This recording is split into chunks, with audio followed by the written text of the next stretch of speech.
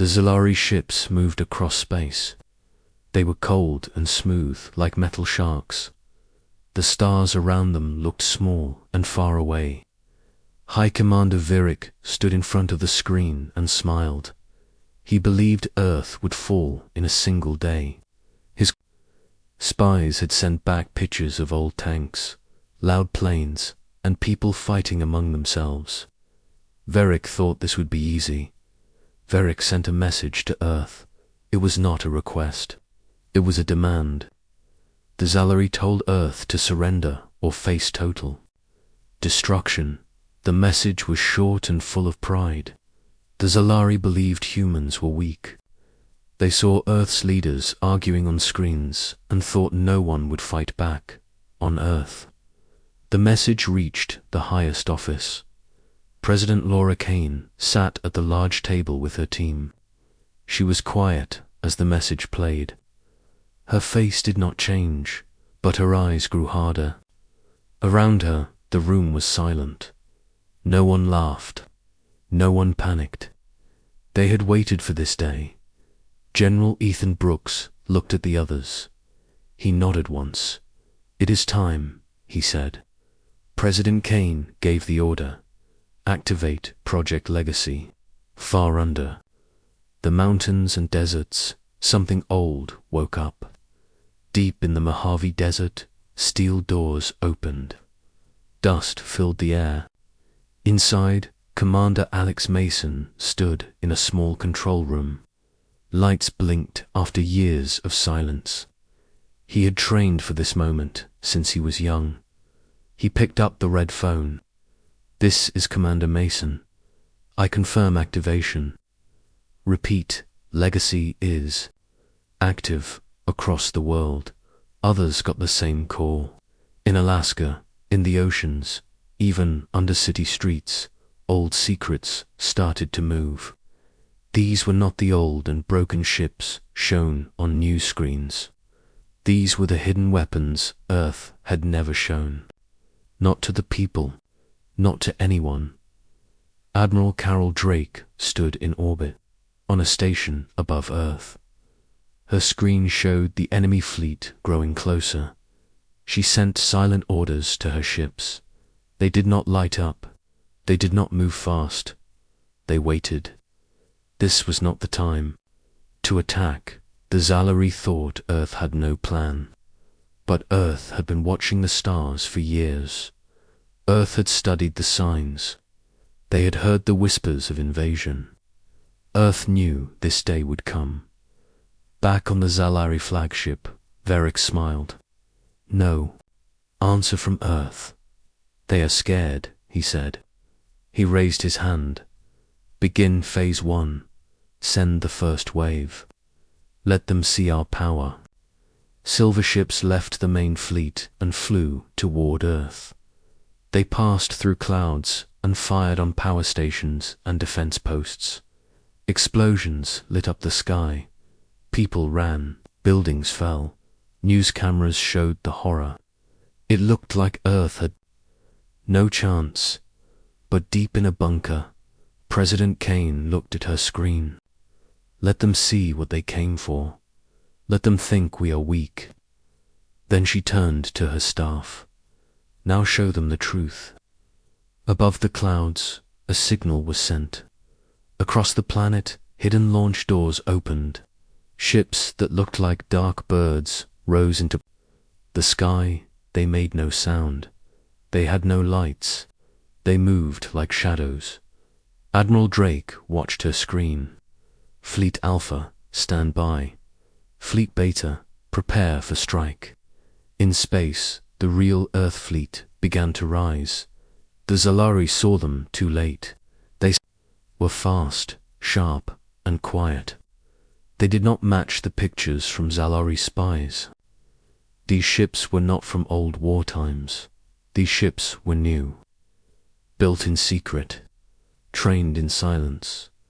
Commander Mason stood at the front of his ship. He looked calm. Ready weapons. Target lead, enemy ship. Fire on my mark. The ship shook as beams of light flew forward. One hit the enemy's shield and passed through it.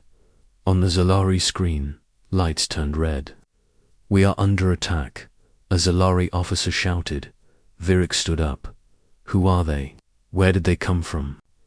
No one had answers. On Earth, Captain Jordan Hayes led a team through the streets of Chicago. Fires burned and smoke filled the sky. He helped lift a child from the rubble. His voice was strong. "Move fast. Keep close. We take back the city." His team wore new suits, thin and light. They changed color to match the ground. They moved like wind. The Zalari ground forces did not expect this. They were pushed back. Across the planet, small teams struck fast and left before the enemy could react. People joined the fight. They were not trained, but they had heart. The Earth Defense Command gave them supplies and simple orders. Together, they fought back. The Zalari invasion was not going as planned. Their ships were damaged. Their soldiers were outnumbered. The people of Earth were angry, and they were not alone. Their hidden forces had been waiting, and now they were winning. In space, Admiral Drake smiled for the first time that day. She watched the enemy try to retreat. "Too late," she whispered. "Now they see the real Earth." And far away, on the Zalari flagship, Virik sat in silence. His hands shook. His voice was low. "We were wrong. Earth was not weak. Earth had waited." And now, the real fleet had shown up. The skies over Earth were dark with smoke. Fires burned in many cities. The Zalari thought they had already won, but they did not know what was coming. Above the Earth, more Zalari ships entered the planet's orbit. They moved in lines and formed attack groups. Their goal was to destroy all human defense. High Commander Virik ordered his ships to strike harder. He wanted to end the fight quickly. Down on Earth, people were scared, but they were not running anymore. News reports told stories of brave soldiers and secret ships. The people started to believe they could win. They had hope. Captain Jordan Hayes and his team were deep inside the ruined parts of Chicago. The enemy had placed towers that blocked communication. Hayes had orders to bring one down. He looked at his team. "We move fast and quiet. Take it out, then get back." His team moved through alleys and broken buildings. They stayed low and used every shadow. When they reached the tower, they placed small charges on the base. When it fell, Earth's command center could speak with the city again. The people cheered as they heard the voice of Admiral Nora Blake on radios. "This is not the end," she said. "This is our beginning." In space, the real fleet was moving into action. Commander Alex Mason led his ship, the EDS Valor, around the side of the Zalari line. His goal was to flank the enemy and hit their fuel ships. His crew worked fast. "Shields up. Power to forward guns," he said. The Valor flew in close. Two Zalari cruisers fired at them. One beam hit the side of the Valor, shaking it. Sparks flew from the ceiling. But Mason did not stop. He shouted, "Fire now." The Valor's guns lit up. Red light cut through space. The first enemy ship broke into pieces. The second turned to run. It was too late. Another shot from the Valor sent it spinning away. Across the fleet, Earth ships followed the same plan. They moved in pairs and attacked weak points. Their weapons were fast and smart. They hit with force and speed. Zalari ships started to fall back in another part of Earth. In the mountains of Colorado, engineers were working with old alien tech. Years ago, Earth had found strange machines from deep space. They were stored and studied in secret. Now, those machines were helping An engineer named Lisa Clark typed fast on her screen.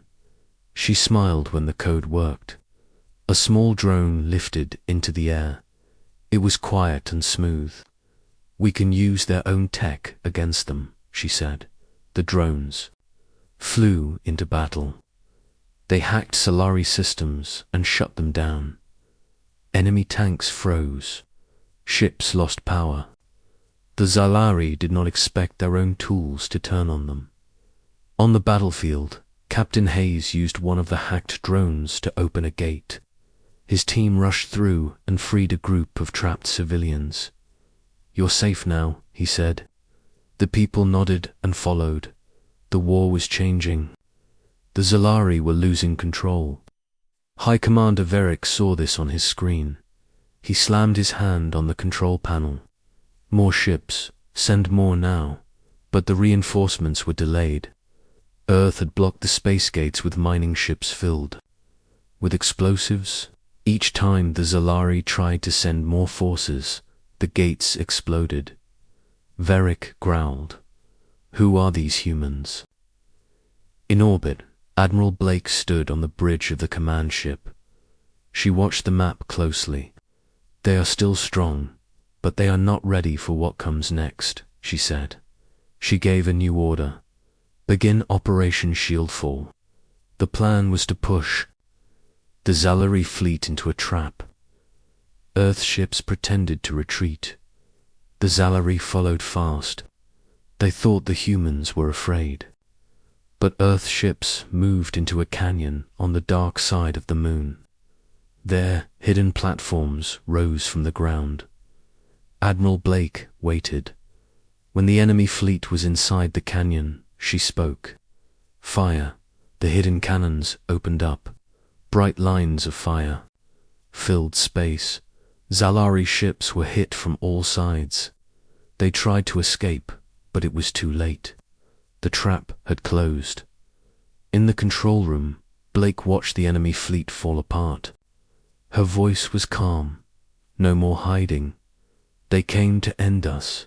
We end them instead." Commander Mason, now flying back to Earth, saw the sky was brighter. He smiled. "They know now," he said. "We are not weak." On the ground, more people joined the fight. Farmers, teachers, and workers picked up arms and helped soldiers. They passed food, carried supplies, and rescued the wounded. They were part of the war now. In one small town, a girl named Lily handed out water to soldiers. She looked up as a human ship flew overhead. It was big and fast. She smiled. "That's our ship," she said. All over the world, the message was clear. Earth was not broken. Earth was not finished. The Zalari had made a mistake. They had attacked a world that had learned how to fight in silence. Now the fight was loud. Now the real Earth was awake. The battle over Earth was not finished. Smoke still filled the skies. Broken ships fell like stars. But Earth was not falling. It was rising in space. Earth's fleet moved in perfect lines. Ships followed tight paths and covered each other. Every gunshot had a target. Every move had a reason. Admiral Nora Blake stood on the command deck. She watched the battle with sharp eyes. "No mistakes," she said. "We pushed them back now." The Zalari fleet was smaller now. Their main ships were damaged. Their lines were broken. High Commander Verick stood with his officers. He looked tired, but still proud. "They hide behind tricks," he said. "We are stronger. We fight to the end." He ordered his warships to form a wall. He wanted to stop the humans from moving forward. The Zalari ships formed a thick line and pointed their weapons at Earth's fleet. It looked like a final stand. Admiral Blake gave new orders. "Send in the heavy units. We break their wall." From behind Earth's main ships came the dreadnoughts. These were the biggest and most powerful ships. Their hulls were black and thick. They moved slow but hit hard. Each one had weapons that could destroy a Zalari cruiser in one shot. Commander Alex Mason was with the second line. His ship, the EDS Valor, stayed close to a dreadnought. "Stay in their shadow," he told his pilot. "We hit what they miss." The first dreadnought opened fire. A blast of energy hit the center of the Zalari wall. One enemy ship exploded. The second dreadnought followed. Another Zalari ship fell. Earth's fleet pushed forward. On the ground, Captain Jordan Hayes was in New York. The city had seen heavy fighting. The Zalari had placed control points in tall buildings. Hayes and his team moved from street to street. They used speed and smart planning. They avoided strong areas and attacked weak spots. Hayes looked at his map. "We take the tower on Fifth Avenue. If we do, they lose the city." His team moved fast. Drones flew above, giving updates. When they reached the tower, they found Zalari guards. A short fight broke out. Lasers flashed. Dust filled the air.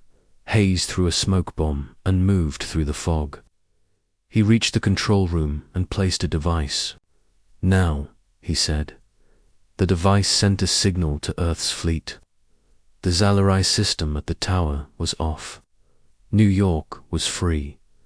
Back in space, the Zalari saw their wall breaking. Ships tried to run. Others kept fighting. Virik watched with cold eyes. He sent a message to all ships. "You do not run, you fight. This is our honor." But some Zalari captains did not listen. They had seen too much. They turned their ships and jumped away. Virik's face turned red with anger. Admiral Blake saw the weakness. "Send the flanks." Now, Earth's side ships moved fast.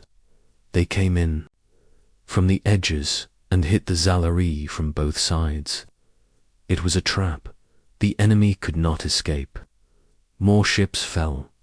Commander Mason aimed at the main Zalari carrier. "That's the heart," he said.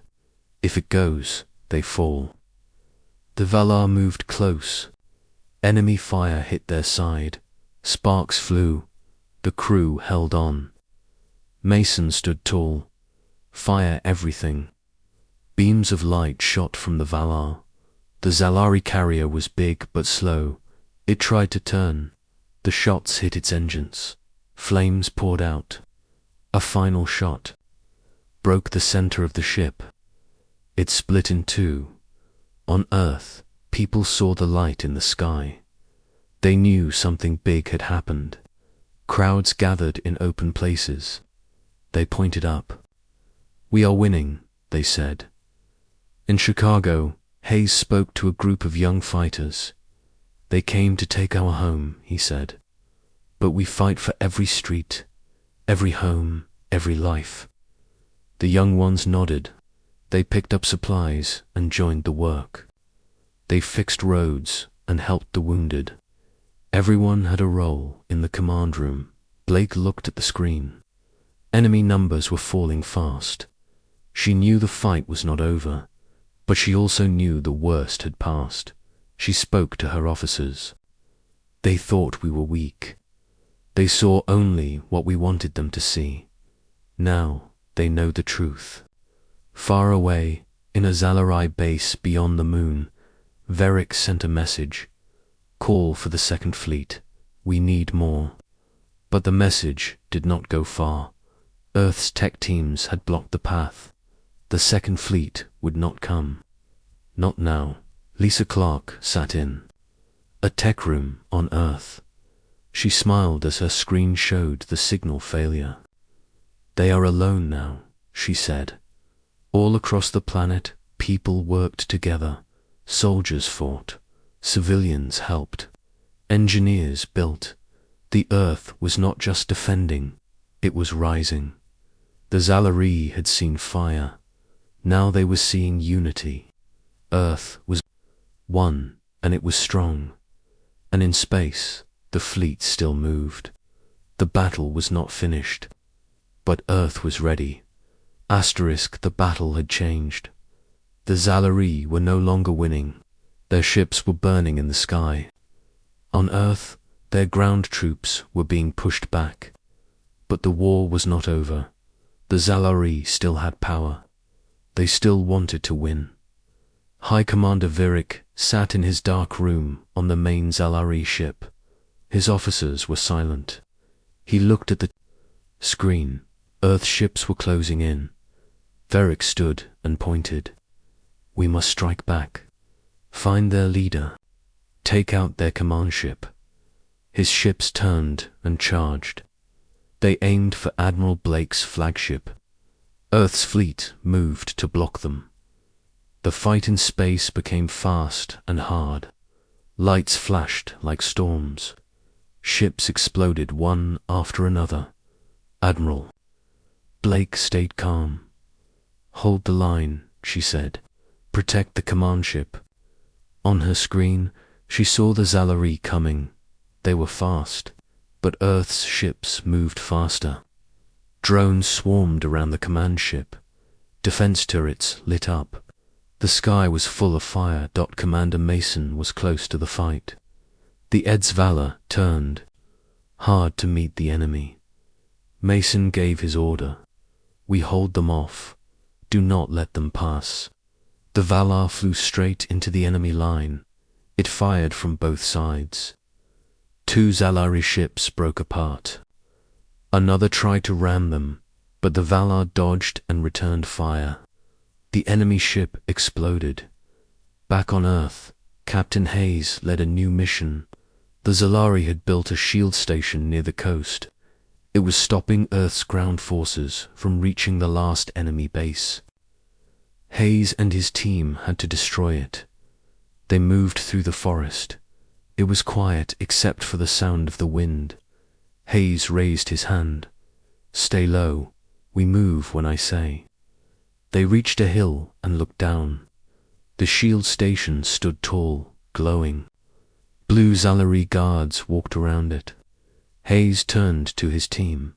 We go in fast. Break the control core. Then we run. The team moved quick. They used smoke and flashlights to blind the enemy. They reached the station and planted the charges. One guard spotted them and a fight broke out. Lasers flew through the trees. Hayes fired back and pushed forward. He reached the control core. A teammate set the timer. 10 seconds, she said. They ran. Behind them, the station exploded. The blue light faded. Earth's ground forces moved in and started the final attack. In space, Admiral Blake saw the change. They lost their ground shield. Now we strike from above. She gave the order. Earth's ships dropped heavy fire on the last Zalari base. The enemy tried to fight back, but their systems were weak. Their lines were broken.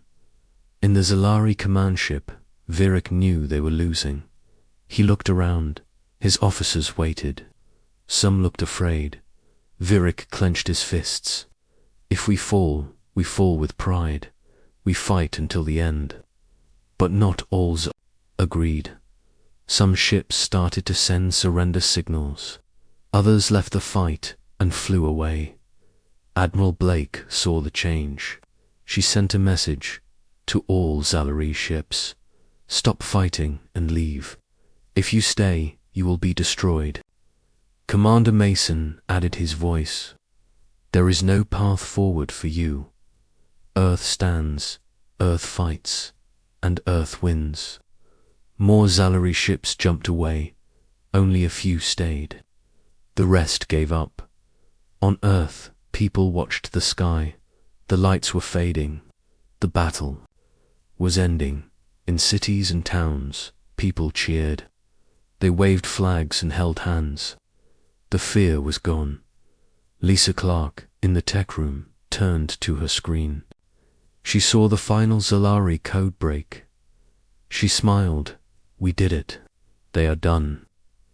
In New York, Captain Hayes stood near a broken tower. His uniform was torn, his face dirty, but he smiled. "We took back our world," he said. "The Ed's valor flew back to Earth." Commander Mason looked down at the planet. "We gave them a lesson they will not forget." On the command ship, Admiral Blake made a call to the world. Her voice was strong. "We were tested, we were pushed, but we did not break. We rose, we fought, and now we stand free." All over the earth, the people listened. Some cried, some clapped, some stood in silence. The war was almost over. In space, Earth's fleet watched the last Zalari ships leave. They did not chase, they did not fire. They had made their point. The stars were quiet again, but the memory of the fight would stay. Admiral Blake turned to her officers. "Prepare the peace message. Let the galaxy know what happened here. Let them know who we are." The message was simple. Earth was not weak. Earth was ready, and Earth had won. The fleet returned home. The people welcomed them. And the world, once broken and afraid, began to heal. But they would never forget, and they would never be unprepared again. The sky was quiet now. No more Zalari ships burned above the earth. No more bombs fell. The war was over. But the world was still full of smoke and broken places. In the middle of the destroyed city, Captain Jordan Hayes walked slowly. His boots stepped over rubble and glass. Buildings were cracked and leaning. Streets were empty, but it was not silent. There were voices. People were helping each other. They were cleaning. They were building. Hayes looked at the sky. He saw one of Earth's ships flying back to base. He took a deep breath. "We are still here," he said. In space, the fleet gathered near Earth. Ships that had fought for days were now resting. Repairs had started. Lights blinked gently on the command ship. Inside, Admiral Nora Blake stood before her officers. "We did not just win a battle," she said. "We proved something, not just to them, but to the galaxy. Earth will not bow. Earth will not run. Earth will stand. Always." Her officers nodded. The room was quiet and proud. Commander Alex Mason stood on the deck of the EDS Valor. His ship was damaged, but still flying. He looked at the stars. "They came to crush us," he said. "But we were waiting. We were ready." On the ground, cities slowly came back to life. Power was being restored. Food and water were given to the people. Medical teams helped the wounded. Trucks brought supplies to every corner of the planet. In one small town, a boy named Adam stood with his mother. He watched workers fix a broken road. A soldier gave him a flag. Adam held it tight. "They tried to take our home," he said, "but they failed." Lisa Clark, in the main tech center, worked day and night. Her fingers moved fast on the keyboard. She looked at all the data from the war. She found new codes, enemy maps, and secret plans. "We will not be surprised again," she said. "We will be stronger." Earth's leaders met in a new place. The old buildings were gone. So they met in a simple room with no flags and no gold. President Laura Kane stood at the front.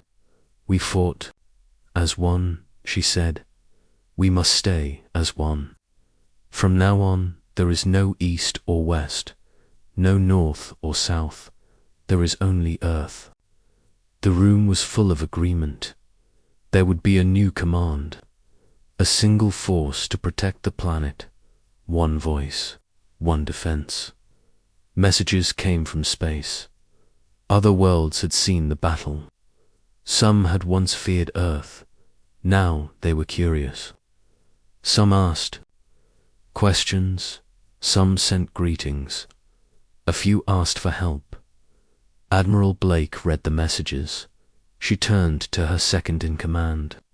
They watched us. Now they want to know us. We must choose. Do we stay silent, or do we answer? The answer came fast. Earth would speak, but with care.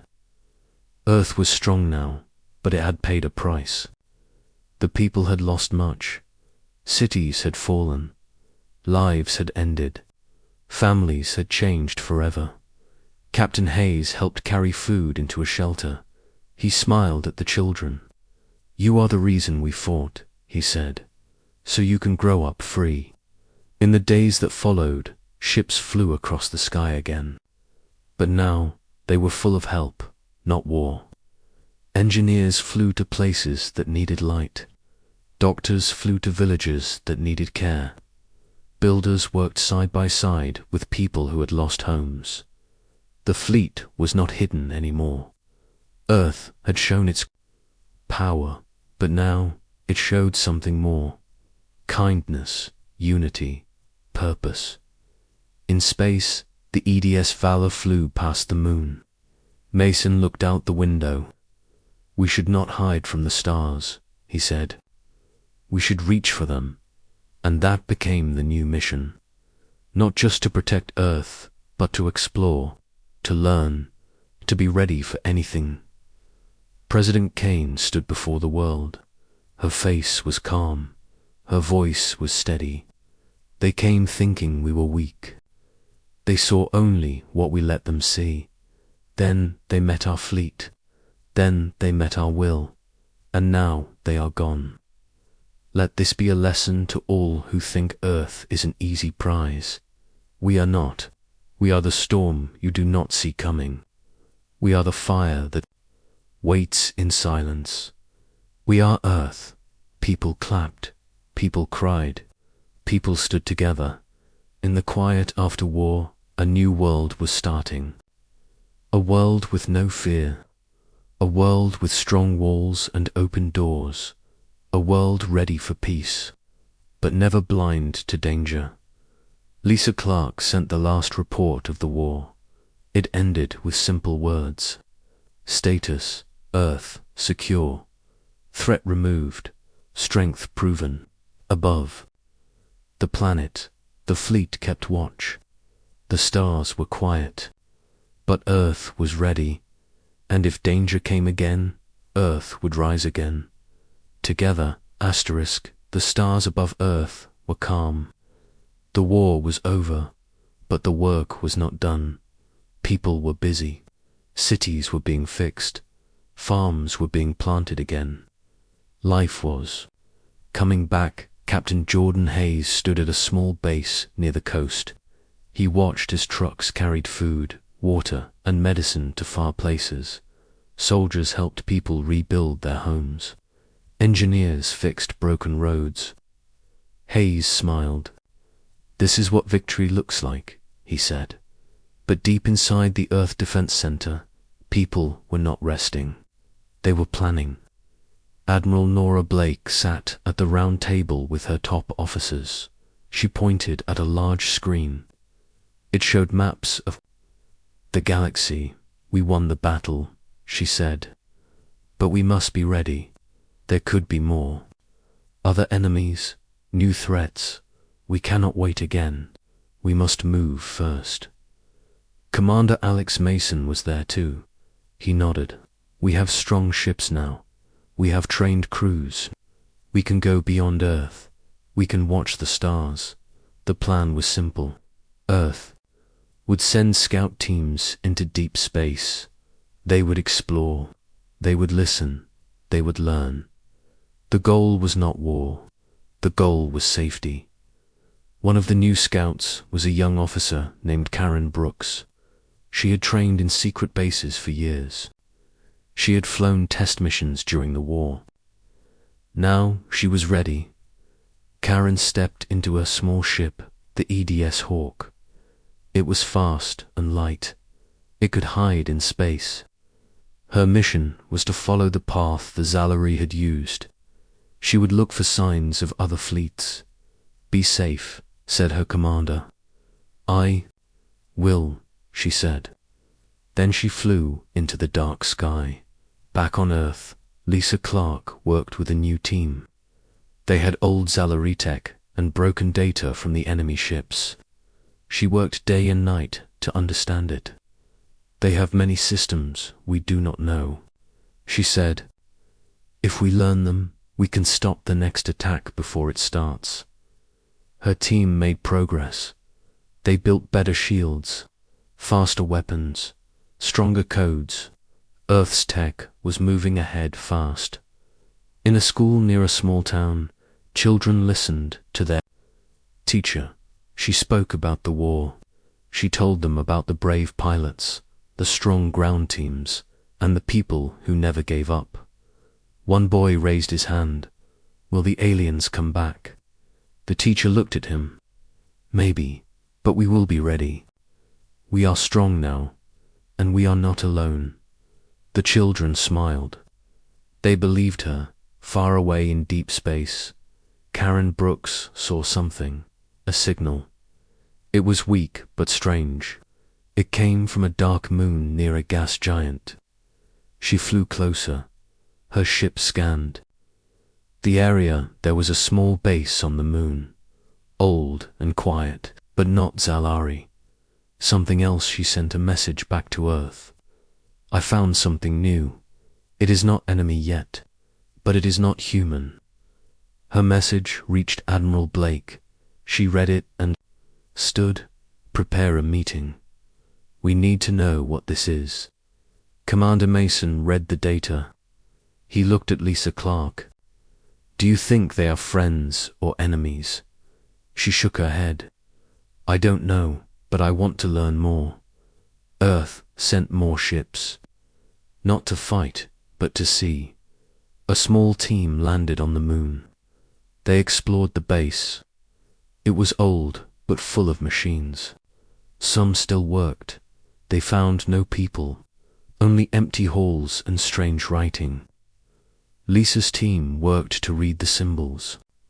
Slowly, they learned. This was a research post, left by a group called the Arconus, long gone. Admiral Blake shared the news with the people of Earth. "We have found signs of others. Not all may be enemies. Some may teach us, but we will step forward with care." The people listened. Some were excited, some were afraid, but most understood. Earth could not stay quiet now. It had entered a bigger world. The fleet grew, new ships were built, new pilots were trained. Young people dreamed of flying. Farmers sent food to space. Bases, builders made launch pads and strong walls. Earth was not waiting anymore. Earth was moving forward. Captain Hayes was asked to train new soldiers. He stood before them. "You are the future," he said. "You will protect not just our homes, but our place in space. Be ready, be brave, be proud." In the stars, the Ed's hawk flew back toward Earth. Karen Brooks carried data and images from the strange base. Her face was tired, but her eyes were full of wonder.